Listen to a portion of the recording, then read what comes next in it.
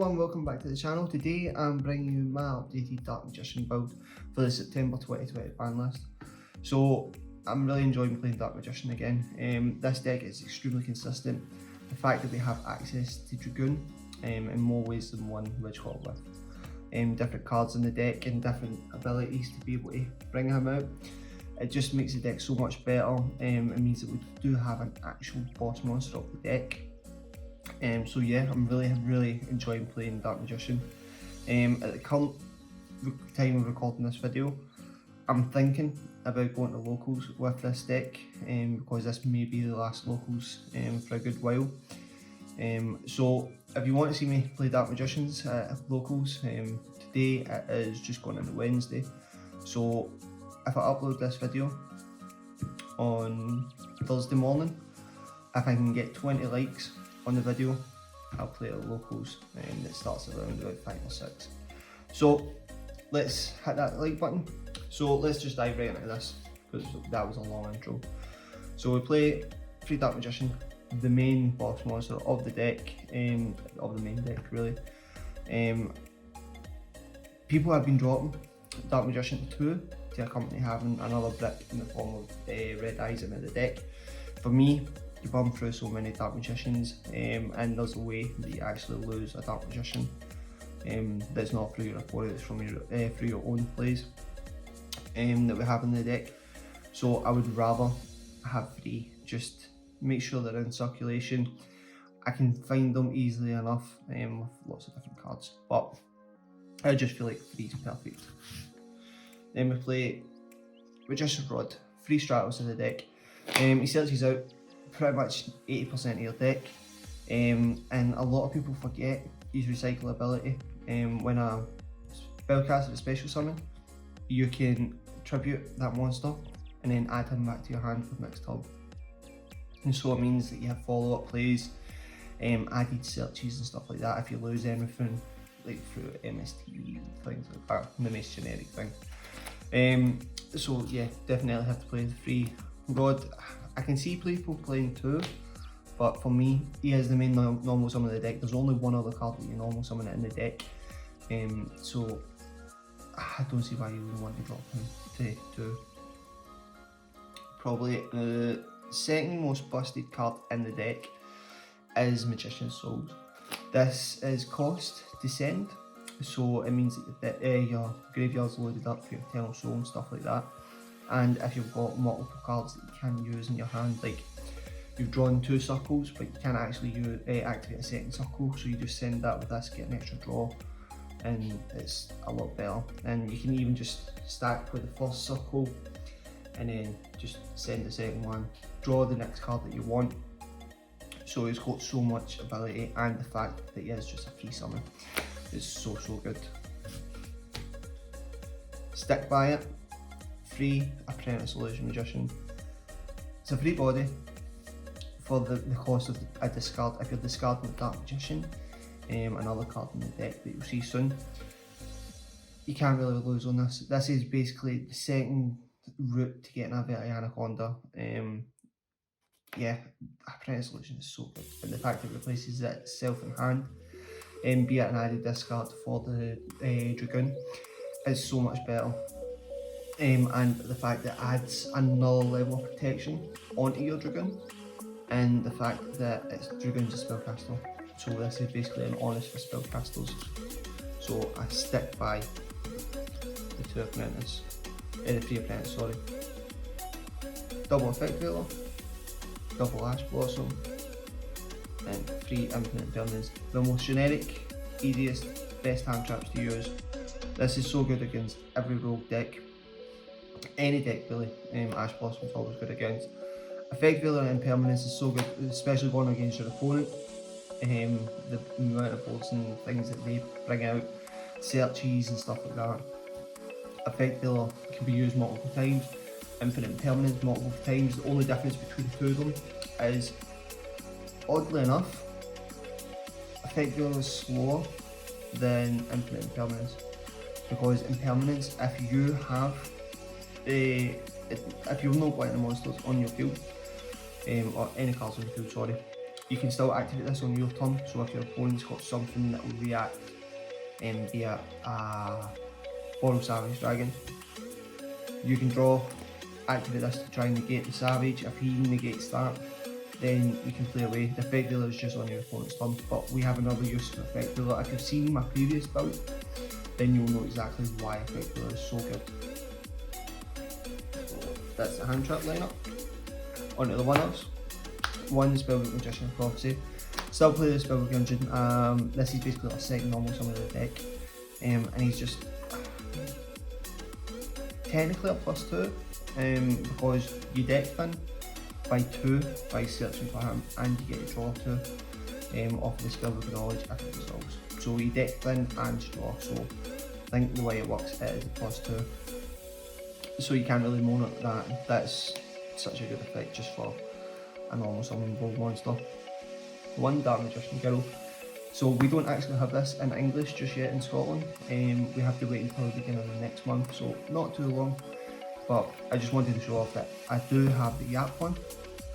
I just can't wait to actually be able to use the English version and legally use this at work in a duel. So definitely. And it means that we play Soul Servant, and this makes Soul Servant a pot of greed. Well, I'll get into Soul Servant, but it's not really a pot of greed, it's something better.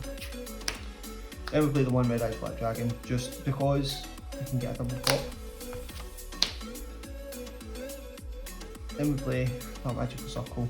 So this helps us stack, helps us add cards to our hand.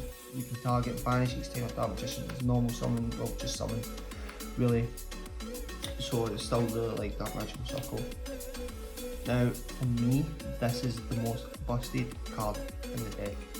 So this, to me, is Sky Striker Mobilized Engage. Because you get to stack what you want. If you've got a Dark Magician in the graveyard, banish this, draw 1. If you've got a Dark Magician and a Dark Magician Girl, banish this, draw 2. So you stack the card that you want, and you get a free draw. That's just Mobilise Engage without having to have 3 spells in the graveyard. So to me, that's extremely good. It is so easy to get Dark Magician Girl and Dark Magician in the graveyard, especially with Magician's Souls, and the fact that we play the Apprentice Illusion. So if we open either one of them, send, then Souls, send, then we can go in Vetty Anaconda. If that gets negated, then draw 2, start playing away, because we can still summon if Vetty Anaconda has been negated. So I really do like Soul Servant. Spellbook Engine. We play 2 Spellbook Knowledge and 1 Spellbook of Secrets. It just means that Crowley has 3 targets to actually be able to go for with the Prophecy, this and the Knowledge. And yeah, I think it's the best generic spellcaster drop out in the deck. And now the controversial one for me personally, I've got big grievances with this card. Pot of Desires. You know, I played in a tournament, right? It was a good couple of years ago. I think Engage just literally came out, and I played Pot of Desires. My hand had bricked. Played Pot of Desires, and I banished all 3 Dark Magicians and drew out Eternal Soul and Magician's Navigation. So you can tell the scars haven't healed very well. So that's why I stopped playing this. Loads of people have told me go back and play it. Dark Paladin 19. AJ, I'm talking to you. He tells me this is the best card to play, and I'll be honest with you, I'm finding it is really good now. Especially because we've got Magician's Souls, we can dump in the Dark Magician, so that means I've got at least 1 that I can play with. So I do really like it. So yeah, I think we're just getting there with Pot of Desires. Fusion spells. 1 Secret of Dark Magic, searchable, so that's extremely good. 1 Magical Eyes Fusion. So I like this because if we've got Dark Magician in the graveyard, I've got Magician's Souls, Magician's Rod, whatever. I tend to always go with the Souls rather than the Rod, because we can recycle the Rod. We can bring out the Dark Magicians. So I really like that, and if we've got Dark Magician Girl in the graveyard, it's even better because we don't lose the recyclability of Dark Magician, because when the Dark Magician Girl goes to the graveyard, she is basically the garment. So that's the one that I tend to try and banish. So I do really like Magical Ice Fusion. I was playing Quintet Magician, but I just felt it a wee bit too slow. And in my side deck, I don't actually have it currently near me when it's upstairs, but I do play Super Poly, and that's the reason why I played Quintet, because I thought if I've got Dragoon, I've got a Dark Magician, and my opponent's playing Pendulum Magicians because they just got double Iris back, then I could get the Quintet Magician, and he's just a big bastard that you can't get rid of. So that's why we play Magical Ice Fusion. Play Instant Fusion. It's a free spellcaster. It's called by the grave, and you'll see the card I'm talking about. And we play the one Red Ice Fusion. It's the Anaconda target. It's decent if you draw it, you know, depending on your hand, whatever way you want to spout it. Especially in this deck, because if you have Eternal Soul in this, then you know you've got Eternal Soul. It's going to have a Dark Magician that you can bring back to the next turn and stuff, and you've got protection for the Eternal Soul. And Eternal Soul, I'll get on with it now. When this blows up, it doesn't actually blow up the Dragoon, which is really good. So we play the 2 souls. The way that we go through this deck and how searchable it is, I didn't see the need to play the 3rd. And the 3rd space I'm actually playing is Destined Rivals, because it's skill drain. That's what it is. It's a searchable skill drain. I feel like it works really well, because if you don't have this, you search this, and, you can stack it, you can draw it and stuff like that. I feel like it's just a good balance. It's not a trap heavy Dark Magician deck, you know. In the side, I play free Judgment, I play free Strikes, because I feel like if we're going first, it's good to have all that. If we're going second, it's not really. You know, we need more of a combo kind of play and stuff like that. And I just feel like this is like a good balance, because we can take a lot of things off our opponent, we can gain advantage and stuff like that. But I think the main thing of this deck, and how good Dark Magician players will actually play this deck, is it's on the siding. Your technique in siding is paramount versus a lot of decks, and that's how I think a lot of people can lose more with this deck, because they're not siding correctly. So my advice would be, think about what you're trying to take out, what you're trying to do, and try and minimise the lack of consistency you'll be taking out by having other things in. So it's just food for thought. And that is the main deck, so we'll move into the extra deck. 2 big daddy boss monsters in the form of Dragoon. We can get Dragoon out twice, which is extremely good, especially with Magical Ice Fusion, and we can do it with the Secret of Dark Magic. So yeah, I really like Dragoon. Dragoon's so good. I will be gutted if this gets banned, following the OCG banning it, but I can see why it can get banned. But for me, Red Ice Fusion needs to get banned, because that is the generic card. Without Red Ice Fusion, I swear God, I've batted on about this for ages and ages, and if Red Ice Fusion goes, it's not splashable. That's the thing. If there is a splashable way, and I've got that in a Gravekeeper deck, it's just coming, so be sure to look out for that, because that is spicy. But no more on Dragoon, because you'll hear that for the next couple of months. It's all Dragoon. The Dark Magicians, I think this is the most underrated Dark Magician card, because you draw 2 cards off it, and it replaces itself with the Dark Magician and Dark Magician Girl, which is so good. Because if Eternal Soul blows up and you've got him on the field, you get to replace, like, make a brick wall, basically. That's what you get to do with having a Dark Magician and a Dark Magician Girl. So I do really like this card. This is probably my favourite, maybe just because of the artwork, but I do really like this card. I think it's so underrated. not worth playing 2. We don't get into it enough to be able to play 2. So yeah. 1 Dark Magician to Dragon Knight. Being honest, it's so good, but we don't go into it all that often. You know, if I know for a fact I'm going first, I've got Eternal Soul set up, then I tend to go into this if I think it's like the good option. And it's so good against like Dragon Knight and stuff like that, because you can take off their Savage with the Super Poly. But yeah, I can see if you want to cut him, but for me, I think he's just got that added ability that we do want to keep him. There is a way to get him and Dragoon out, turn 1, but that's for the future. And Millennium Eyes Restrict. This is basically a Call by the Grave with our instant fusion target, and he's a spellcaster, so it works out for him when he's getting a Crowley and stuff like that. And if he blows up and we've got Magical Eyes Fusion with a Dark Magician in the grave, a Dark Magician girl, then he's just a free border that we just banish to bring out the Dark Magicians. Super Poly targets, because we do play Super Poly in the side, and if you want that side deck, just feel free to message in the comment section down below. I'll make another video with the side deck, and I'll just personally for you, if you want to have that.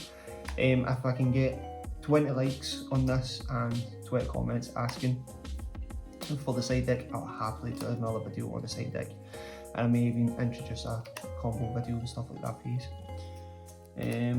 Just the most generic Super Poly targets. Airborne Illusion Magician. You can cut this. Like, for me, I played this deck for so long that I think it's just a habit of playing Airborne Illusion, because I waited ages to actually get this. This is the Jump promo one. So this shows you I got this before it actually got released in the TCG.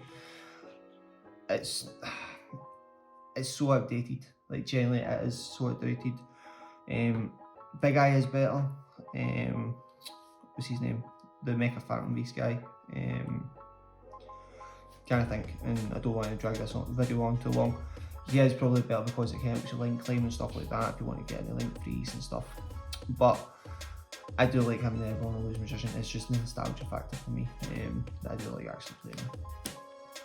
Link ones, we play the one Imduk and the one Link Spider. So these are just basically to load up your, recycle your Dark Magician with Eternal Soul, if no other way to get them off the field.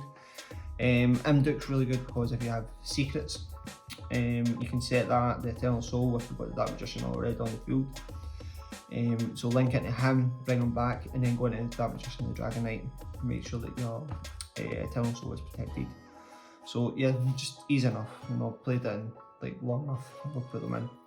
Link 2s is 1 Crowley, 1 Predoplant Verti Anaconda, 1 Halki Fibrax. So Verti Anaconda for the Dragoon plays. Crowley is just basically the ability to get in another monster to hand, 2 more spells in forms of secrets and knowledge. So basically you can get a draw 2 from him, or you can get, or you can normal summon a level 6 or higher spellcaster as well, just to help you like claim further up. Halki Fibrax is an extremely good combo that no one really notices until the last minute, until you absolutely destroy them and like, oh, I didn't know you could fucking do that. So what you do is you go into Halki Fibrax, so you normal summon, so if you get souls, normal summon out Ash Blossom or Effect Veiler, use Halki Fibrax as effect, bring out the second Effect Veiler, and then you go into Selene. So Selene is for every spell on the field or in the graveyard, it gains a counter. So if you can get 3 counters on this, you special summon back the Effect Veiler, and then you go into Access Code Talker. I've done it in my last video. I basically say every video because it is such a good combo. It's just basically, it turns a Souls and a Tune-Up into a 2-pop Access Code Talker that's 5300 attack, which isn't something to sniff at, especially in Dark Magician. But that is the deck profile, everyone. I hope you did enjoy it. I hope it gave you a little insight to the deck and just my thoughts and theories into the deck. But if you did like it, please hit that like button. Leave a comment if you want to see the side deck and combo tutorials and stuff like that. Happily do it. And if you haven't already, please think about hitting that subscribe button, because it does help the channel so much. It helps me get the motivation to build some more deck profiles. And if you want any other deck profiles, just feel free to ask and I'll see what I can do. Even if I have to do it on Wisewheel Pro, I'll happily take the time out to actually build it for you. So just want to say thanks again, and hopefully I'll see you in the next one. Peace.